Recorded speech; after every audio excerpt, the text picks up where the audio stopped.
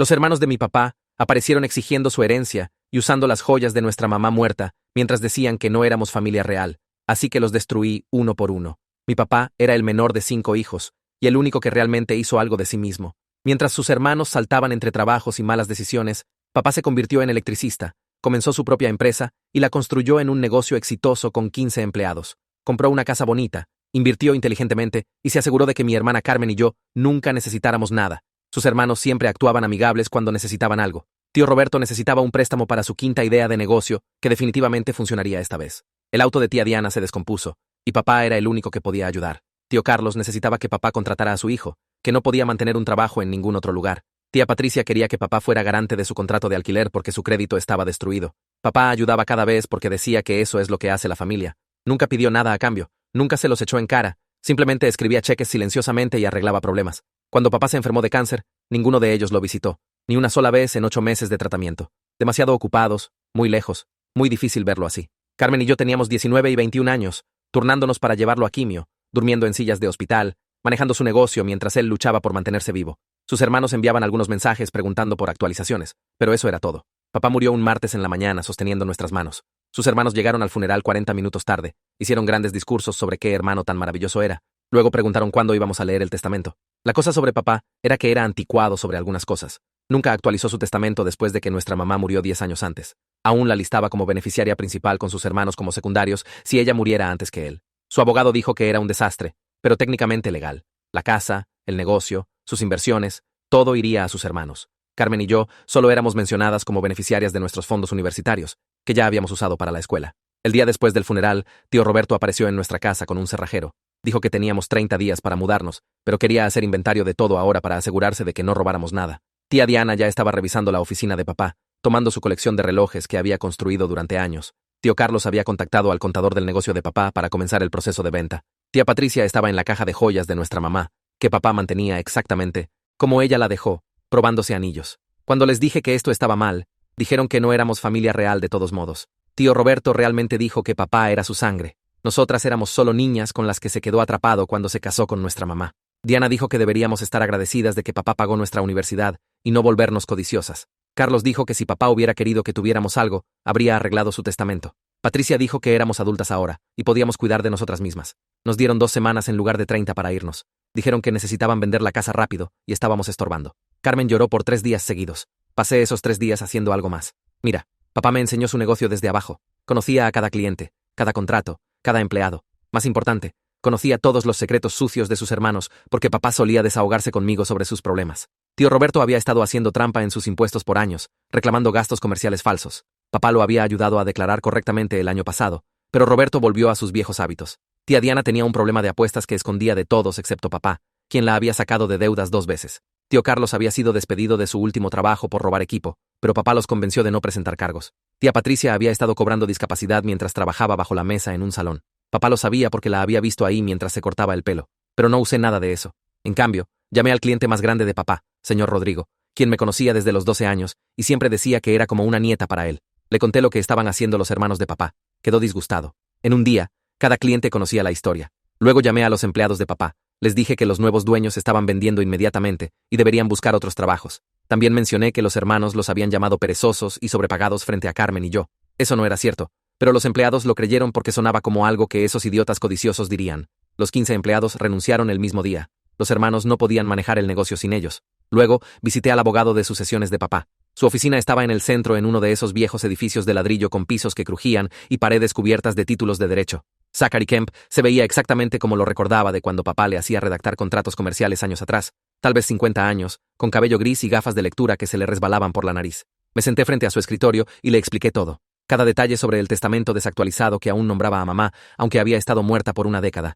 Sobre los hermanos de papá apareciendo con un cerrajero el día después del funeral. Sobre tía Patricia probándose los anillos de mamá, mientras nos llamaba a Carmen y a mí, no familia real. Zachary escuchó sin interrumpir, solo asintiendo y tomando notas en su blog legal. Y cuando llegué a la parte sobre tío Roberto diciendo que papá era su sangre, y nosotras éramos solo niñas con las que se quedó atrapado, la mandíbula de Zachary se tensó. Hizo preguntas sobre la relación de papá con sus hermanos durante el tratamiento del cáncer, sobre quién visitaba y quién no, sobre los mensajes que enviaban en lugar de presentarse. Le dije la verdad que en 8 meses de quimio y estancias hospitalarias, ni uno de ellos vino a ver a papá, ni una sola vez. Zachary escribió eso cuidadosamente, y dijo que podría haber bases legales para impugnar el testamento basado en la clara intención de papá y el abandono total de los hermanos durante su enfermedad. Explicó que los tribunales miran más que solo lo que dice un testamento en papel. Consideran las circunstancias y si el documento realmente refleja lo que la persona quería, especialmente cuando es viejo y desactualizado como el de papá.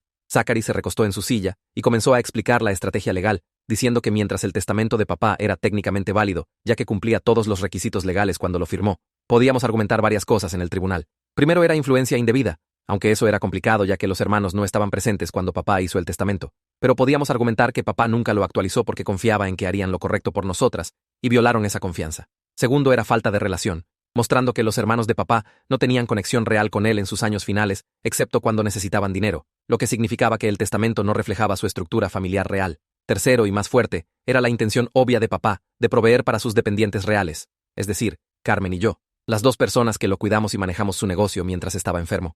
Zachary dijo que costaría dinero por honorarios de tribunal y trabajo legal, probablemente miles de euros que Carmen y yo realmente no teníamos, y tomaría meses, o tal vez incluso un año resolver, pero había visto casos como este tener éxito antes, especialmente cuando podías probar que las verdaderas intenciones de la persona fallecida eran diferentes de lo que decía un testamento viejo, y pensaba que teníamos una oportunidad decente si podíamos reunir suficiente evidencia sobre la relación de papá con nosotras versus su relación con sus hermanos. Le dije a Zachary que comenzara el papeleo de impugnación legal inmediatamente, cualquier formulario que necesitara presentarse, cualquier moción o petición, o como llamen los abogados a esas cosas. Luego me incliné hacia adelante y dije que no estaba planeando simplemente sentarme esperando que los tribunales arreglaran esto, que tenía mis propios planes para manejar la situación. Zachary me dio esa mirada por encima de sus gafas de lectura, algo conocedor y cuidadoso al mismo tiempo, y dijo que no escuchó esa última parte. Pero cualquier cosa que hiciera fuera del tribunal, necesitaba asegurarme de que todo lo que hiciéramos dentro del tribunal permaneciera limpio y legal. Dijo que presentaría agresivamente, solicitaría órdenes judiciales de emergencia para prevenir ventas de activos, exigiría descubrimiento completo de las situaciones financieras de los hermanos y su historial de relación con papá.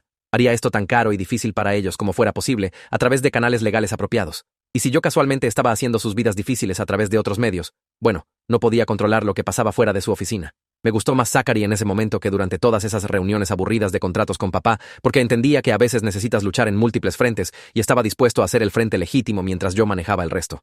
Esa misma tarde, conduje a la oficina del almacén de papá, el gran edificio metálico en el parque industrial donde guardaba todo el equipo y suministros. La camioneta de tío Carlos estaba estacionada afuera, lo que me revolvió el estómago, y podía ver gente moviéndose adentro a través de las ventanas. Entré y encontré a Phil Chandler, el electricista principal de papá, quien había trabajado para él por 12 años, parado en medio del almacén, viéndose absolutamente miserable, mientras 3 otros empleados empacaban herramientas y equipo bajo la supervisión de tío Carlos. Phil me vio entrar, y toda su cara simplemente se desplomó, y antes de que pudiera decir algo, se acercó y me abrazó, lo cual era raro porque Phil era este tipo duro que nunca mostraba emoción. Se apartó, y sus ojos estaban húmedos, y dijo que toda esta cosa estaba mal, que papá estaría tan enojado si pudiera ver lo que estaban haciendo sus hermanos. Podía ver a tío Carlos observándonos desde el otro lado del almacén, y comenzó a caminar hacia nosotros con esta expresión falsamente preocupada, preguntando si necesitaba algo, ya que ahora esta era propiedad privada. Phil se interpuso entre nosotros y le dijo a Carlos que se alejara, que yo tenía más derecho de estar ahí que cualquiera de ellos, y vi varios otros empleados dejar de empacar para ver qué pasaría. Le pregunté a Phil si podía hablar con todos por un minuto, todos los empleados juntos, y Phil asintió y comenzó a llamar a la gente. Tío Carlos trató de objetar, diciendo que tenían trabajo que hacer y yo estaba interrumpiendo las operaciones comerciales, pero Phil simplemente lo ignoró, y en 2 minutos, todos los 15 empleados estaban reunidos alrededor mío en círculo. Miré sus caras. Esta gente que me conocía desde que era niña, andando por la oficina de papá durante vacaciones de verano, que me habían enseñado cómo pelar cables y doblar tubos, que habían venido a mi graduación de preparatoria. Les dije todo, sin endulzar nada, empezando con cómo los hermanos de papá nunca visitaron una vez durante 8 meses de tratamiento de cáncer. Como Carmen y yo, llevamos a papá a las citas de quimio, mientras sus hermanos y hermanas estaban demasiado ocupados. Les dije sobre el funeral, cómo los hermanos llegaron tarde, e inmediatamente preguntaron sobre el testamento. Les dije sobre tío Roberto trayendo un cerrajero a nuestra casa el día después de que enterramos a papá, sobre tía Diana tomando la colección de relojes de papá, sobre tía Patricia probándose las joyas de nuestra mamá muerta, mientras nos decía a Carmen y a mí que no éramos familia real. Vi sus caras cambiar mientras hablaba. Los vi ir de incómodos a disgustados, a genuinamente enojados. Phil habló primero, su voz áspera, diciendo que papá hablaba de Carmen y de mí constantemente en el trabajo. Dijo que papá mantenía fotos nuestras en la pared de su oficina, fotos de nuestras graduaciones y vacaciones, y siempre estaba mostrando a todos fotos nuevas en su teléfono. Phil dijo que papá dejó súper claro que éramos todo su mundo después de que mamá murió, que cada decisión que tomó para el negocio era sobre construir algo para dejarnos.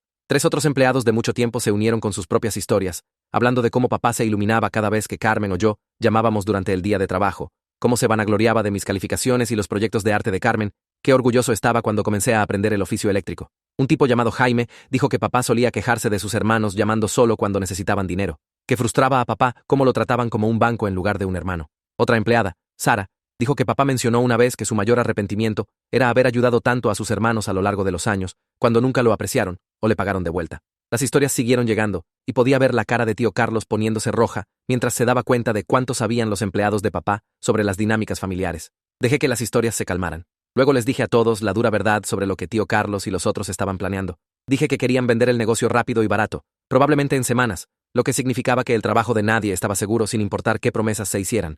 Mencioné que había escuchado a los hermanos hablar sobre los empleados, llamándolos perezosos y sobrepagados, diciendo que papá era demasiado blando y habrían despedido a la mitad del equipo hace años. Esa última parte no era exactamente cierta, pero sonaba como algo que esos idiotas codiciosos dirían, y vi la cara de Phil ponerse rojo oscuro de ira. Varios otros empleados comenzaron a murmurar, y tío Carlos trató de interrumpir, diciendo que eso era mentira, y que él nunca dijo eso. Pero Phil lo cortó, diciendo que no importaba si lo dijo o no, porque todos podían ver qué tipo de personas eran basándose en cómo trataron a las hijas de papá. Sara dijo que no trabajaría para gente que abandonó a papá durante el cáncer, y luego se lanzaron para agarrar todo lo que construyó.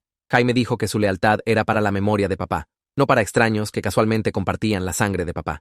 Los empleados comenzaron a preguntar qué podían hacer para ayudar, y podía ver el pánico de tío Carlos mientras se daba cuenta de que estaba perdiendo el control de la situación. Mantuve mi voz calmada, y dije que entendía que todos tenían cuentas que pagar y familias que mantener, que no le estaba diciendo a nadie qué hacer con sus trabajos. Pero sugerí que tal vez deberían pensar en sus opciones, sobre si querían trabajar para gente que estaba destruyendo todo lo que papá construyó, o si su lealtad a la memoria de papá significaba algo diferente. No dije explícitamente que renunciaran. No les dije directamente que se fueran, pero dejé realmente claro que entendería completamente si decidían que trabajar para los hermanos de papá no era algo que pudieran soportar. Phil asintió lentamente y dijo que necesitaba pensar en algunas cosas, y varios otros empleados hicieron eco de eso. Tío Carlos comenzó a gritar sobre manipulación e interferencia, pero nadie le estaba haciendo caso ya. Salí del almacén sintiendo que había encendido una mecha, y ahora solo tenía que esperar a ver qué tan grande sería la explosión.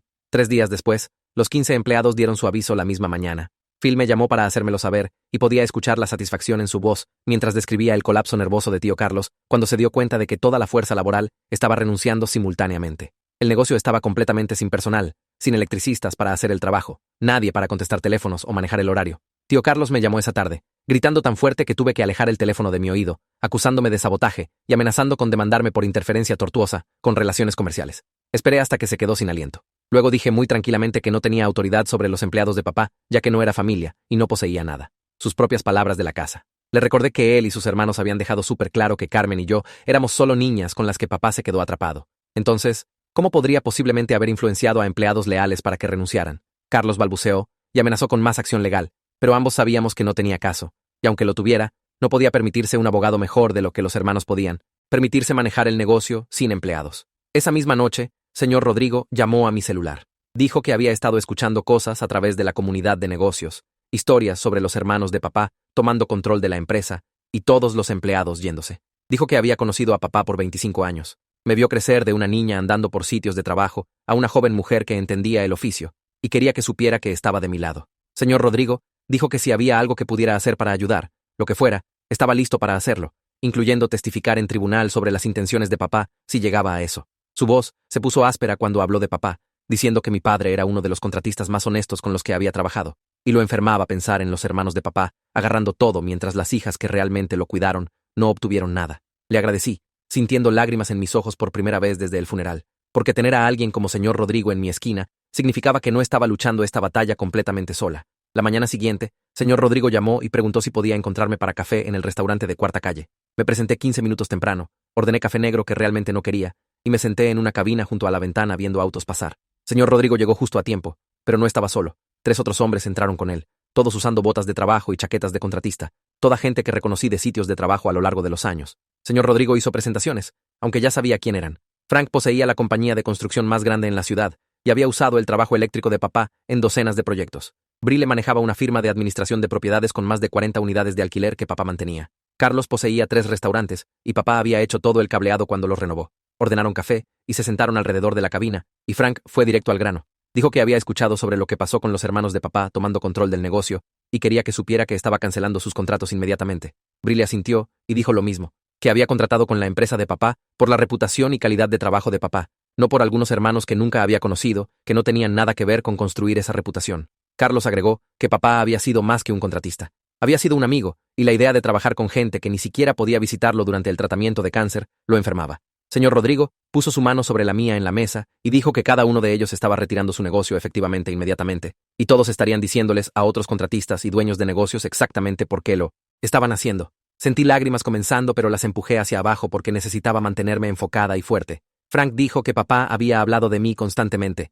Mostró a todos fotos mías aprendiendo a cablear contactos e instalar interruptores. Dejó claro que entendía el oficio mejor que la mayoría de adultos con los que había trabajado. Brie mencionó que papá le había dicho solo 3 meses antes de enfermarse que esperaba que tomara control del negocio algún día porque tenía las habilidades y la ética de trabajo. Les agradecí a todos, mi voz temblando un poco, y dije que significaba todo saber que los clientes de papá entendían lo que sus hermanos estaban haciendo y no lo iban a apoyar. Se quedaron otra hora compartiendo historias sobre papá y prometiendo esparcir la palabra a través de la comunidad de negocios sobre cómo los hermanos nos habían tratado. Para cuando se fueron, me sentí como si tuviera un ejército detrás de mí en lugar de luchar esta batalla sola. Durante la siguiente semana, el éxodo de clientes se convirtió en una avalancha. El teléfono de papá comenzó a sonar constantemente con solicitudes de cancelación, y tío Carlos tenía que contestar cada una porque no sabía cómo revisar el buzón de voz. Escuché de Phil que Carlos estaba enloqueciendo, gritándole al teléfono, tratando de convencer a la gente de quedarse prometiendo descuentos y servicio más rápido. Pero a nadie le importaban los descuentos de gente en quien no confiaban.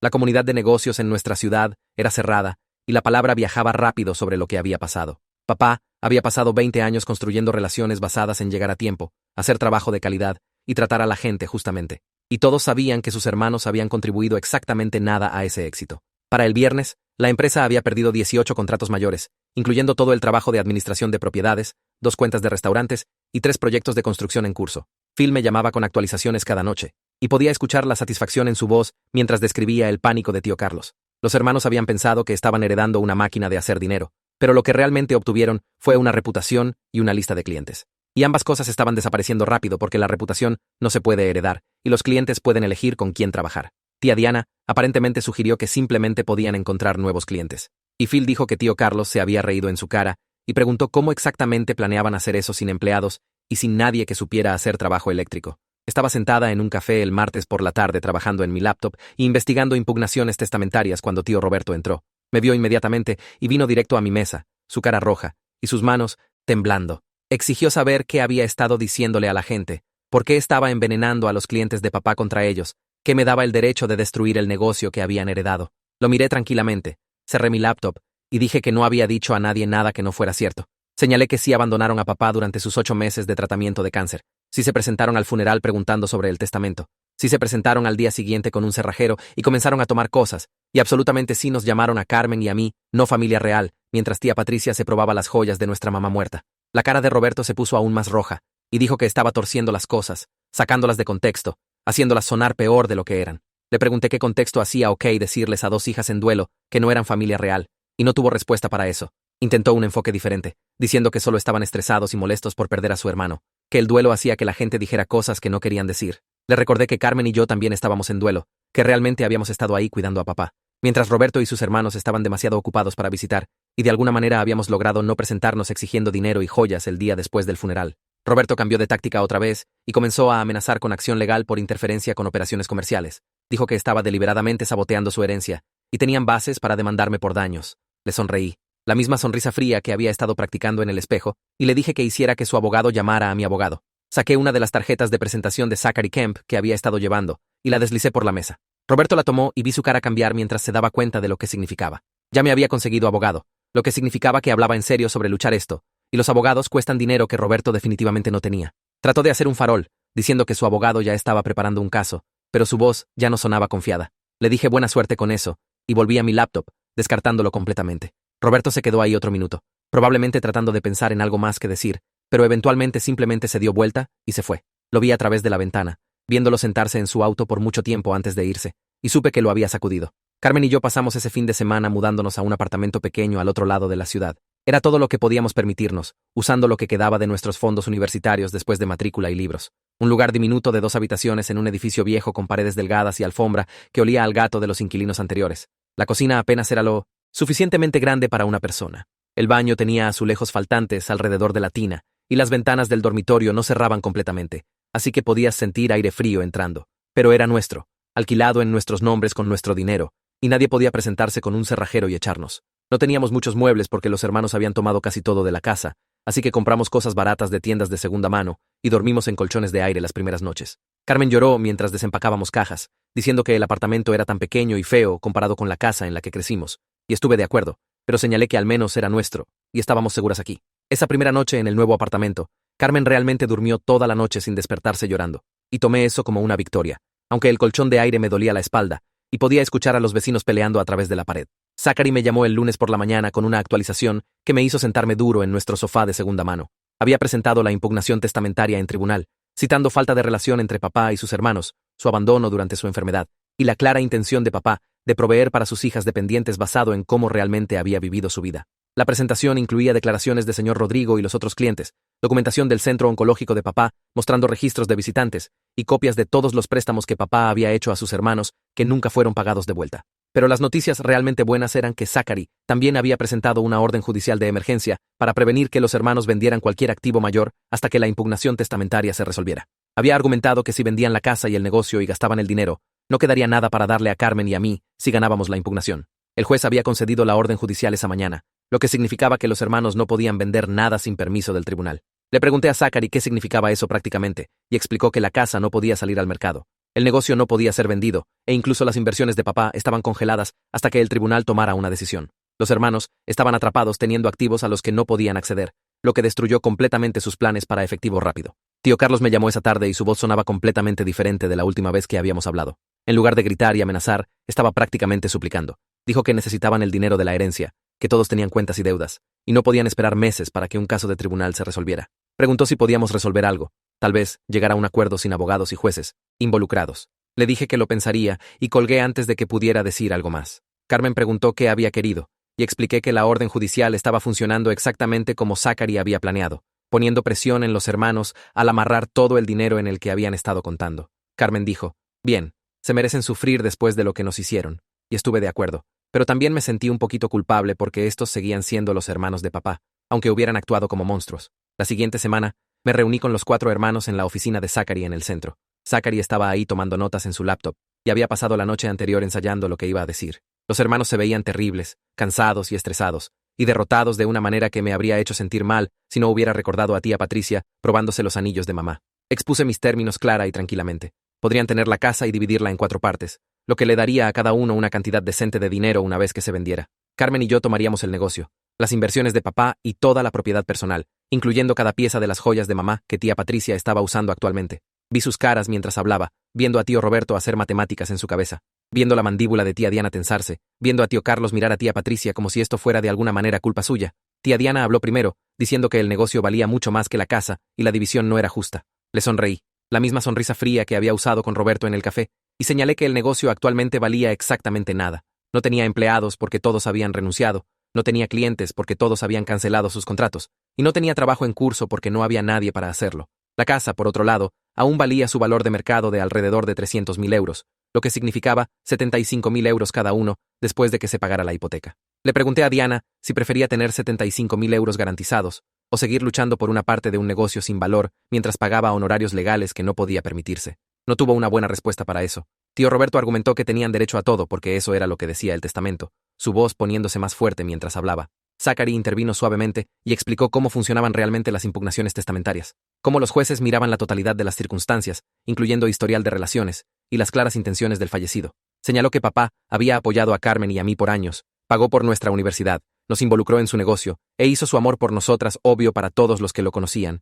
Mientras tanto, los hermanos habían pedido prestado más de 70.000 euros que nunca pagaron de vuelta, rara vez visitaban, y lo abandonaron completamente durante su tratamiento de cáncer. Zachary dijo que los jueces tomaban ese tipo de cosas muy en serio cuando evaluaban si un testamento reflejaba los verdaderos deseos de alguien o solo papeleo desactualizado que nunca se molestaron en arreglar. También mencionó que el litigio prolongado era caro, a menudo costando decenas de miles de euros, y si los hermanos luchaban y perdían, podrían terminar sin nada después de honorarios legales. Los vi procesar esta información, viendo el momento cuando se dieron cuenta de que estaban atrapados entre aceptar mi oferta o arriesgar todo en una batalla de tribunal que probablemente no podían permitirse y podrían no ganar.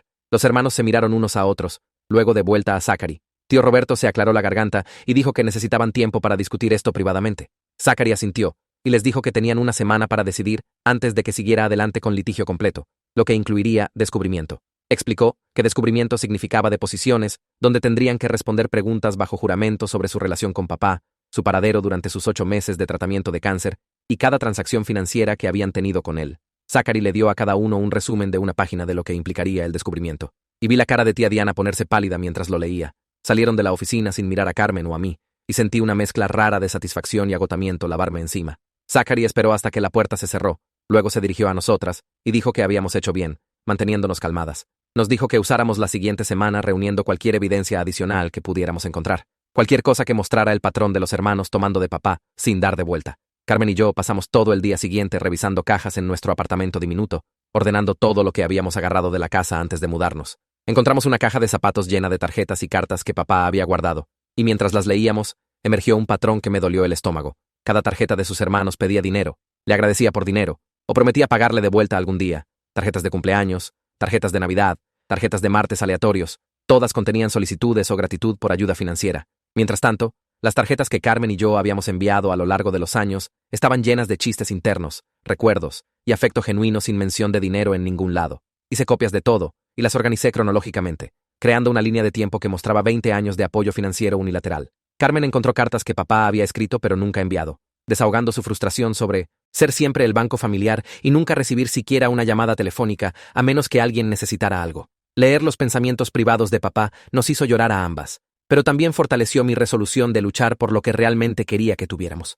El miércoles, conduje al centro de cáncer donde papá había recibido tratamiento y me reuní con la enfermera jefe que había supervisado su cuidado. Su nombre era Sandra, y recordaba a papá claramente porque siempre había sido educado incluso cuando se sentía terrible. Expliqué la situación con el testamento y los hermanos, y la expresión de Sandra se endureció. Sacó el registro de visitantes de papá de sus archivos, y ahí estaba en blanco y negro. 8 meses de tratamiento, docenas de citas, y los únicos visitantes jamás listados éramos Carmen y yo. Sandra escribió una declaración detallada describiendo cómo papá había hablado constantemente sobre sus hijas, cómo nos turnábamos quedándonos con él durante reacciones malas a la quimio, y cómo había mencionado sentirse abandonado por sus hermanos que no se molestaban en visitar. La firmó y la fechó. Luego me hizo prometer hacerle saber cómo resultaron las cosas, porque papá había sido uno de sus pacientes favoritos, y esta situación la enfurecía. El jueves por la mañana, Phil llamó y preguntó si podía pasar por nuestro apartamento. Se presentó una hora después con una carpeta manila llena de registros de empleo para el hijo de tío Carlos, cuyo nombre era Diego. Phil había mantenido documentación detallada porque Diego había sido un problema desde el primer día, llegando tarde o para nada, haciendo trabajo descuidado que Phil tenía que rehacer, y generalmente haciendo el trabajo de todos los demás más difícil. La gota que derramó el vaso vino cuando Diego se presentó borracho a un sitio de trabajo y casi se electrocutó trabajando en un panel vivo.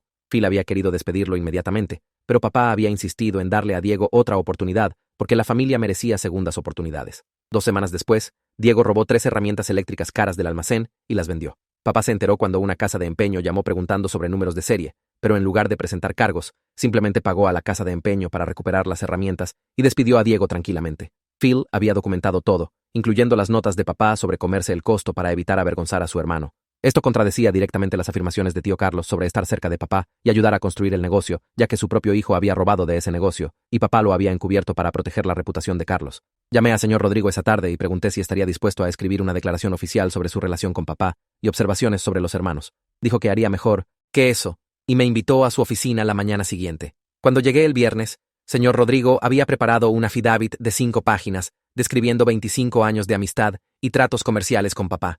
Había incluido incidentes específicos, como el tiempo que tío Roberto le pidió a papá 10.000 euros para una empresa comercial, y papá pidió prestado contra su casa para ayudar solo para que el negocio de Roberto fallara en 3 meses y el préstamo nunca se pagara de vuelta. Señor Rodrigo detalló cómo papá había apoyado a todos sus hermanos financieramente mientras construía su propia empresa de la nada, cómo papá había hablado sobre querer que Carmen y yo eventualmente tomáramos control del negocio, y cómo papá había expresado dolor por sus hermanos solo llamando cuando necesitaban dinero. 3 otros clientes de mucho tiempo también habían preparado declaraciones después de que señor Rodrigo los contactó, y todos pintaron la misma imagen de papá siendo usado por sus hermanos por décadas mientras no recibía nada a cambio. El sábado, me reuní con Nicolette Hester en un café en el centro. Trajo su laptop y una carpeta gruesa de registros financieros abarcando 15 años. Nicolette había sido la contadora de papá desde que comenzó el negocio y había rastreado cada préstamo, cada regalo, cada transacción financiera que había tenido con sus hermanos. El total llegó a 73.412 euros a lo largo de los años, con exactamente 0 pagados de vuelta. Había imprimido copias de cheques, transferencias bancarias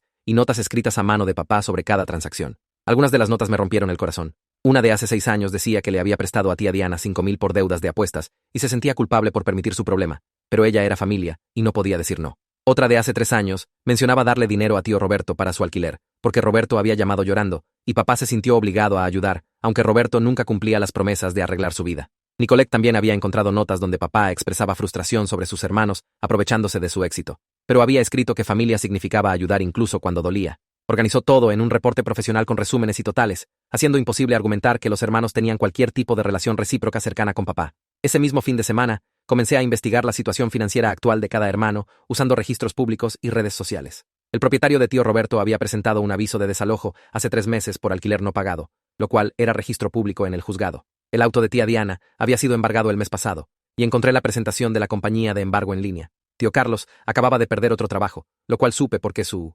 esposa había publicado en Facebook quejándose de ello y preguntando si alguien estaba contratando. La revisión de discapacidad de tía Patricia venía el mes siguiente, lo cual encontré a través de un amigo mutuo que mencionó que Patricia estaba estresada por ello. Los 4 apenas estaban sobreviviendo financieramente, lo que explicaba su desesperación por agarrar la herencia de papá rápidamente. Necesitaban dinero inmediatamente y no podían permitirse una batalla legal larga, lo que significaba que mi estrategia de hacer el negocio sin valor, mientras protegía nuestra posición legal, estaba funcionando exactamente como planeé. Me sentí un poco culpable por investigar sus problemas tan minuciosamente. Pero luego recordé a tía Patricia probándose los anillos de mamá y llamándonos no familia real, y la culpa desapareció. El límite de una semana llegó el martes, y los hermanos regresaron a la oficina de Zachary viéndose peor que antes. Tío Roberto tenía ojeras oscuras bajo sus ojos, y tía Diana siguió pellizcándose las uñas nerviosamente. Tío Carlos miraba al suelo, y tía Patricia parecía que había estado llorando recientemente. Zachary preguntó si habían llegado a una decisión, y Roberto habló por el grupo con voz quieta. Admitió que no podían permitirse luchar una batalla legal prolongada con deposiciones y costos de tribunal, y estaban dispuestos a negociar si Carmen y yo aún estábamos abiertas a ello. Zachary me miró y asentí. Había estado pensando en la oferta toda la semana, y decidí revisarla ligeramente para hacerla más atractiva, mientras aún protegía lo que más nos importaba. Expuse los nuevos términos claramente. Obtendrían la casa para dividir en 4 partes, lo que después de pagar la hipoteca restante y honorarios de la gente de bienes raíces, les daría a cada uno alrededor de 75.000 euros. Carmen y yo tomaríamos el negocio, todas las inversiones de papá, que valían alrededor de 200.000 euros en total, toda la propiedad personal, incluyendo herramientas y equipo, y la camioneta de papá. También tenían que devolver cada pieza de las joyas de mamá inmediatamente, incluyendo los anillos que tía Patricia había tomado. La habitación se quedó silenciosa por un largo momento. Tía Diana comenzó a objetar que el negocio valía más que la casa, pero Zachary gentilmente le recordó que el negocio actualmente no tenía empleados, no tenía contratos activos y no tenía clientes, haciendo su valor real cerca de 0. La casa, sin embargo, aún mantenía su valor completo de mercado sin importar el drama familiar. Tía Patricia comenzó a llorar y dijo que 75.000 euros no era suficiente después de todo lo que papá los había hecho pasar creciendo. Mi ira brilló caliente e inmediata. Me incliné hacia adelante y pregunté qué exactamente los había hecho pasar papá, además de trabajar duro y tener éxito mientras ellos tomaban malas decisiones, y fallaban repetidamente. Zachary puso una mano en mi brazo para calmarme, pero estaba cansada de que actuaran como víctimas cuando habían abandonado a papá durante el cáncer, y luego se presentaron exigiendo todo lo que había construido. Carmen apretó mi otra mano bajo la mesa y tomé un respiro, forzándome a mantenerme calmada, aunque quería gritar. Tío Carlos trató un enfoque diferente, su voz tomando un tono suplicante. Dijo que papá habría querido que los cuidaran, ya que eso es lo que hace la familia, y seguramente entendíamos eso. Lo miré directamente y señalé que papá sí los cuidó por décadas, dándoles más de 70.000 euros en préstamos que nunca pagaron de vuelta, firmando conjuntamente arrendamientos cuando su crédito fue destruido, contratando a sus hijos cuando nadie más lo haría, y arreglando sus problemas una y otra vez. Y cuando papá se enfermó y los necesitó por una vez en su vida, ni siquiera pudieron visitarlo durante 8 meses de tratamiento de cáncer. Dije que no podían darme lecciones sobre lo que hace la familia cuando habían probado que no entendían el concepto para nada. La voz de Carmen cortó la habitación como si hubiera abofeteado físicamente a todos. Se levantó de su silla, manos temblando, y miró directamente a Roberto. No puedes hablar sobre lo que hace la familia, dijo, sus palabras temblando pero claras. No después de que nos llamaste no familia real, mientras tía Patricia se probaba los anillos de nuestra mamá muerta el día después del funeral de papá. Su voz se quebró en la última palabra, pero siguió. No después de que ninguno de ustedes lo visitó una vez durante 8 meses de quimio, mientras nosotras dormíamos en sillas del hospital y sostuvimos su mano a través de cada tratamiento. La habitación se quedó completamente silenciosa. Tía Diana miró hacia abajo a su regazo, su cara roja. Tío Carlos se movió en su asiento y no encontró los ojos de Carmen. Incluso tía Patricia dejó de llorar y solo miró la mesa. Carmen se sentó de vuelta, respirando fuerte, y me extendí para apretar su mano bajo la mesa. Zachary se aclaró la garganta y sugirió que tomáramos otro descanso. Tal vez conseguir algo de aire y pensar en las cosas. Todos se levantaron lentamente, sillas raspando contra el suelo. Me dirigí hacia el pasillo, pero tío Roberto me alcanzó antes de que llegara a la puerta. Me apartó cerca del enfriador de agua, lejos de todos los demás. Su cara se veía más vieja de lo que recordaba, cansada y triste. Admitió que lo habían arruinado todo. Dijo que el duelo y ver todo ese dinero los hizo actuar como monstruos, y estaba genuinamente arrepentido por lo que dijeron a Carmen y a mí en la casa.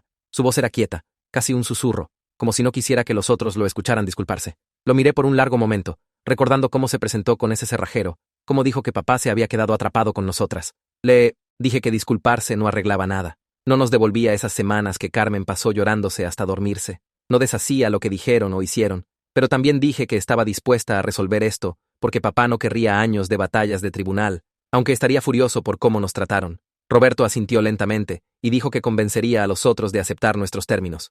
Dijo que luchar dejaría a todos sin nada, y al menos de esta manera obtendrían algo de la casa. Caminó de vuelta hacia la sala de conferencias viéndose derrotado. Nos reconvocamos 10 minutos después y todos tomaron sus asientos otra vez. Roberto habló por el grupo diciendo que aceptarían el acuerdo. Casa dividida en 4 partes entre los hermanos. Todo lo demás para Carmen y yo.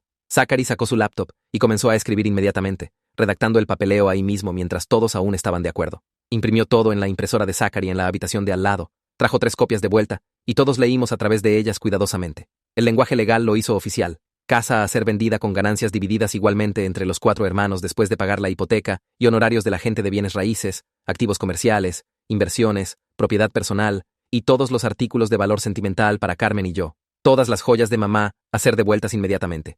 Firmamos esa tarde, cada persona poniendo su nombre en cada página. Zachary notarizó todo con su sello oficial, haciéndolo legalmente vinculante. Los hermanos se fueron sin decir mucho, solo despedidas quietas y asentimientos. Carmen y yo nos quedamos atrás con Zachary por unos minutos, y dijo que presentaría todo con el tribunal mañana para hacerlo oficial. La mañana siguiente se sintió rara, como si el aire fuera diferente de alguna manera. Carmen y yo condujimos a la casa a las 9, y los 4 hermanos ya estaban esperando en el porche delantero. Tía Patricia bajó los escalones tan pronto como nos vio, sosteniendo la caja de joyas de mamá en ambas manos. Sus manos temblaban cuando me la dio. No dijo nada, solo la entregó y se apartó. La abrí ahí mismo para revisar, y todo estaba adentro. El anillo de bodas de mamá, el collar de perlas que papá le dio en su 10º aniversario, la pequeña pulsera de plata que recordaba que usaba todos los días. Parte de mí se sintió mal viendo la cara de Patricia, viendo cuánto la estaba lastimando esto. Pero luego recordé a ella parada en nuestra casa hace 3 semanas, probándose estos mismos anillos y diciéndonos que no éramos familia. La mala sensación se fue bastante rápido. Pasamos las siguientes 6 horas repasando cada habitación con Zachary,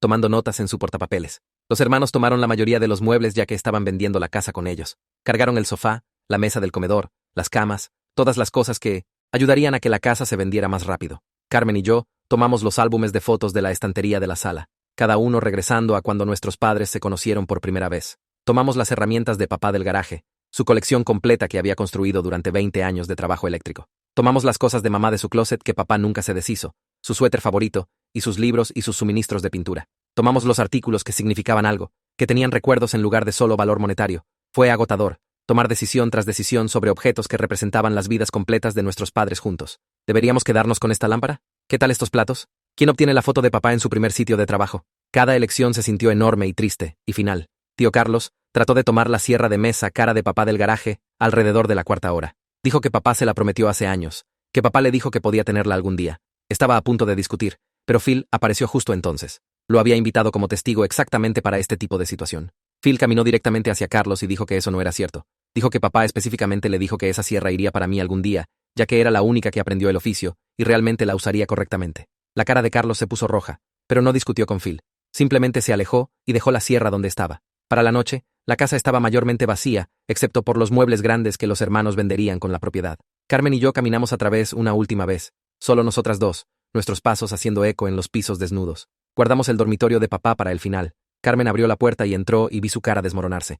Se quebró llorando, diciendo que se sintió como si lo estuviéramos perdiendo otra vez. Se deslizó por la pared y se sentó en el piso, sollozando en sus manos. Me senté a su lado y la acerqué. Mis propias lágrimas finalmente vinieron después de semanas de mantenerme fría y estratégica y enfocada en ganar. Nos sentamos en el piso del dormitorio vacío de papá por más de 1 hora, solo lamentándonos juntas. Nadie nos estaba viendo. Nadie necesitaba que fuéramos fuertes o enojadas o tácticas. Lloramos por papá, por perderlo demasiado joven, por la forma en que sus hermanos nos trataron, por tener que ordenar toda su vida y empacarlo en cajas. Carmen apoyó su cabeza en mi hombro y sostuve su mano, y nos permitimos sentir todo lo que habíamos estado empujando hacia abajo por semanas. La siguiente semana pasó en un borrón de papeleo y llamadas telefónicas. La casa salió al mercado el martes con un agente de bienes raíces que los hermanos contrataron.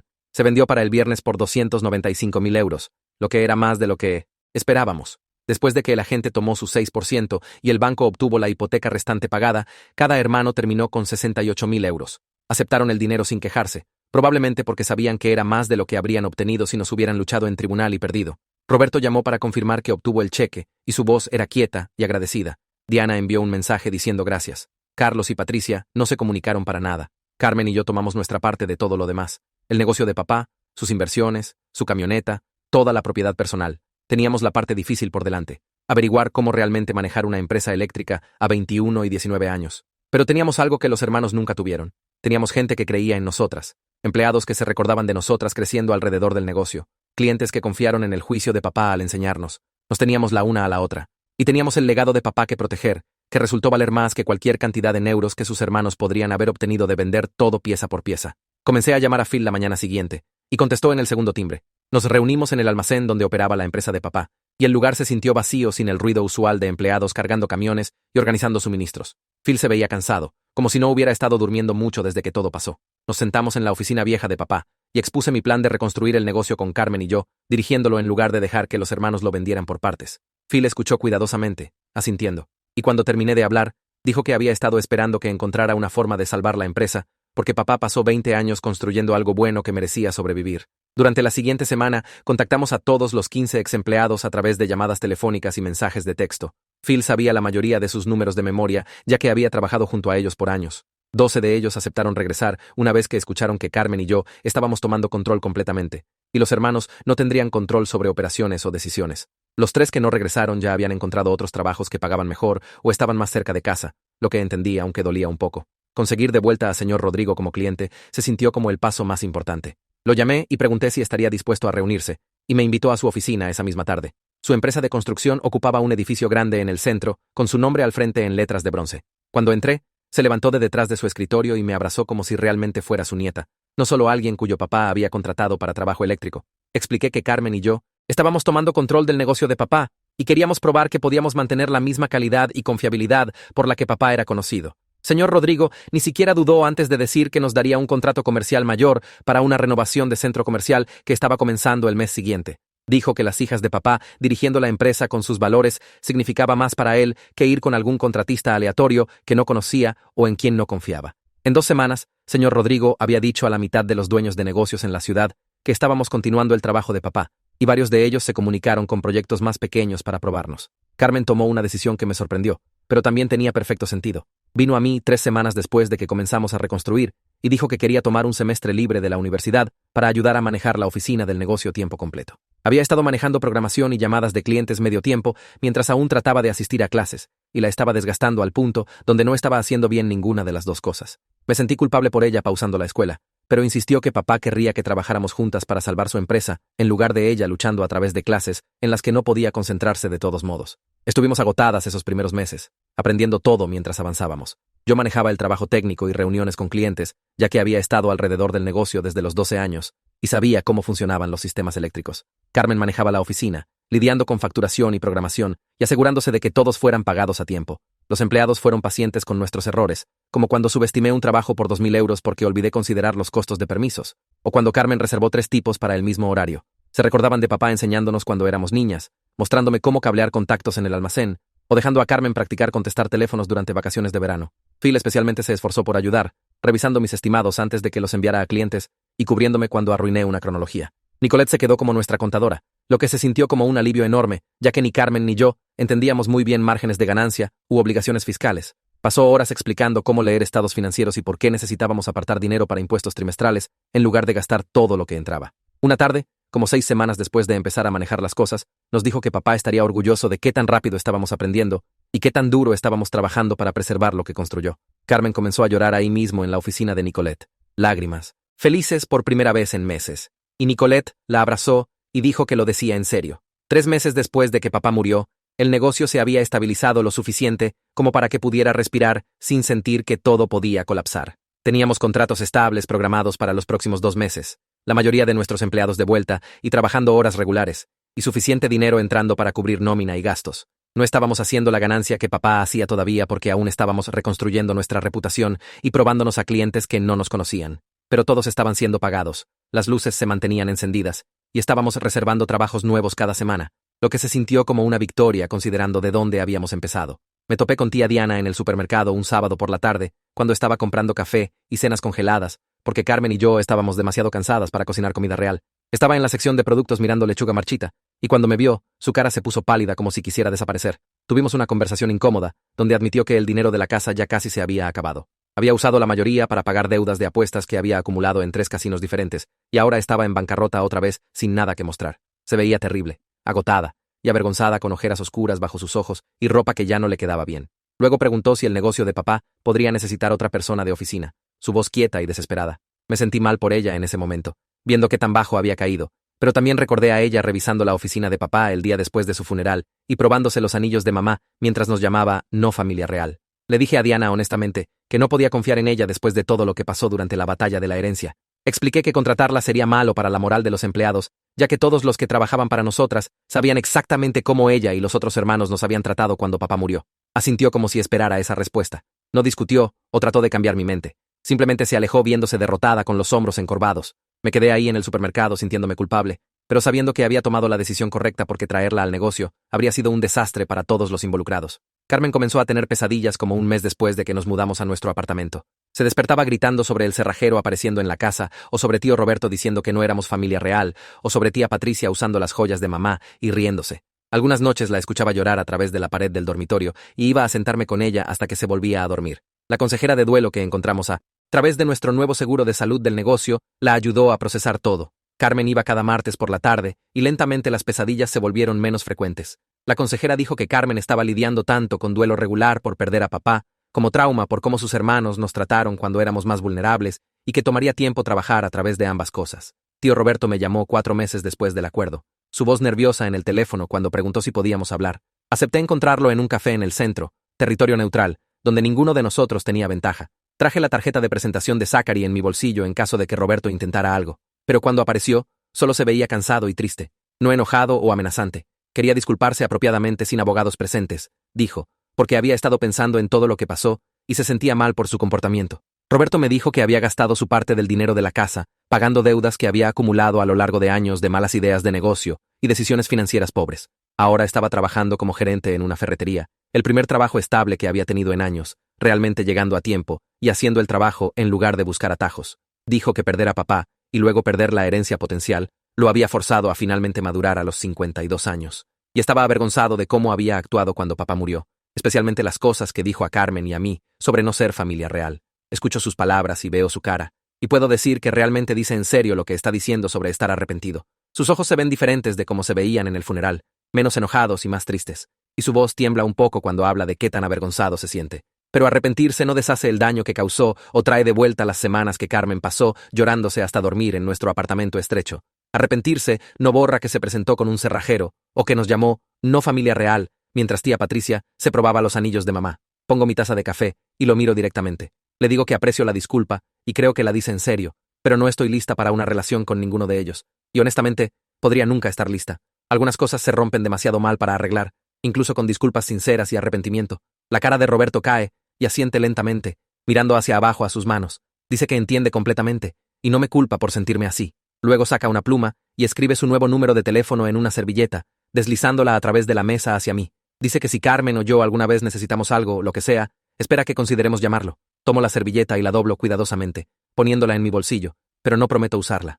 Lo veo levantarse y caminar hacia la puerta, moviéndose más lento de lo que recordaba. Sus hombros encorvados como si estuviera cargando algo pesado. Se ve más viejo de alguna manera, más cansado, como si los últimos meses lo hubieran envejecido años en lugar de semanas. 6 meses después de que papá murió, Carmen y yo decidimos organizar un servicio conmemorativo apropiado. No el funeral donde sus hermanos se presentaron tarde e hicieron discursos sobre un hermano que apenas conocían, sino algo real para gente que realmente lo amaba. Limpiamos el almacén un sábado por la mañana, moviendo equipo y suministros para hacer espacio, colocando sillas plegables que pedimos prestadas de la iglesia al final de la calle. Carmen cuelga fotos de papá, imágenes de años diferentes mostrándolo en sitios de trabajo con empleados, sosteniéndonos de bebés paradas junto a mamá antes de que se enfermara. Traigo la cafetera favorita de papá de casa, y la coloco en una mesa con tazas y algunas galletas de la panadería que solía visitar cada domingo. Los empleados empiezan a llegar alrededor de las 10, todos los 15, incluyendo los 3 que no regresaron a trabajar para nosotras. Phil se presenta primero, usando corbata, lo cual nunca lo había visto hacer antes, cargando flores. Señor Rodrigo viene con su esposa y nos abraza tanto a Carmen como a mí, por mucho tiempo sin decir nada. Algunos de los otros clientes de mucho tiempo de papá se presentan, gente que lo conoció por años y confió en él con sus edificios y negocios. El viejo amigo de papá de los veteranos viene y el tipo que poseía el restaurante donde papá desayunaba cada martes. Para las 11, el almacén está lleno de gente, tal vez 30 en total, todos hablando tranquilamente y mirando fotos y compartiendo café.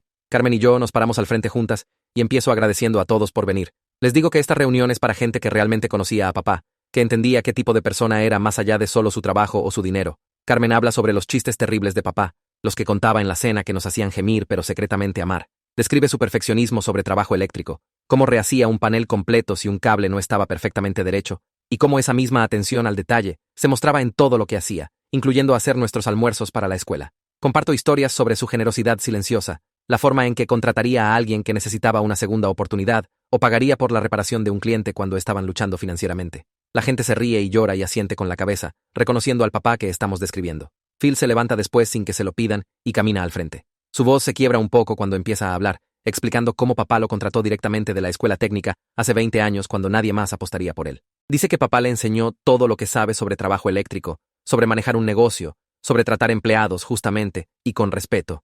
Phil describe la integridad de papá, su negativa a tomar atajos, incluso cuando clientes presionaban por trabajo más barato y rápido, y cómo eso construyó una reputación de la que todos podían estar orgullosos. Señor Rodrigo va después, contando historias de 25 años de negocios juntos. Habla sobre la honestidad de papá, cómo te diría el costo real y cronología, incluso si significaba perder el trabajo, y cómo nunca prometía algo que no podía entregar. La voz de señor Rodrigo se pone densa cuando describe la amabilidad de papá, la forma en que checaba a la gente y recordaba detalles sobre sus familias y sus vidas. Carmen y yo hablamos ambas otra vez al final, hablando de papá como padre, que nos hizo sentir amadas y apoyadas cada día, que se presentó a cada evento escolar y cada momento importante, que construyó una vida donde siempre nos sentimos seguras y valoradas. Ninguno de los hermanos de papá asiste al memorial. Le envié un email a Roberto sobre ello la semana pasada, un mensaje corto con la fecha y hora, y respondió diciendo gracias por hacérselo saber, pero no pensaba que sería apropiado para ellos venir. Parte de mí siente un pequeño dolor por su ausencia, alguna parte estúpida que aún quiere que se preocupen por papá como lo hacemos nosotras, pero mayormente se siente correcto que no estén aquí. Esta reunión es para gente que realmente conocía y amaba a papá, no para gente que lo veía como fuente de dinero y luego lo abandonó cuando se enfermó. Todos aquí tienen recuerdos reales, historias reales, duelo real. Los hermanos solo estarían fingiendo, actuando tristeza que realmente no sienten. Y papá merece mejor que eso, incluso en la muerte. El negocio sigue creciendo constantemente a través del verano y hacia el otoño. Para el 8º mes, realmente estamos haciendo ganancia después de cubrir todos los gastos y nómina. El número aún parece pequeño comparado con lo que papá estaba ganando, pero Phil explica que lo estamos haciendo genial para una empresa que básicamente empezó de nuevo desde nada hace 6 meses. Puedo darle a todos pequeños aumentos, solo 50 centavos por hora, pero suficiente para mostrar que apreciamos que se quedaran con nosotras a través del caos. Los empleados parecen genuinamente felices de estar de vuelta trabajando juntos.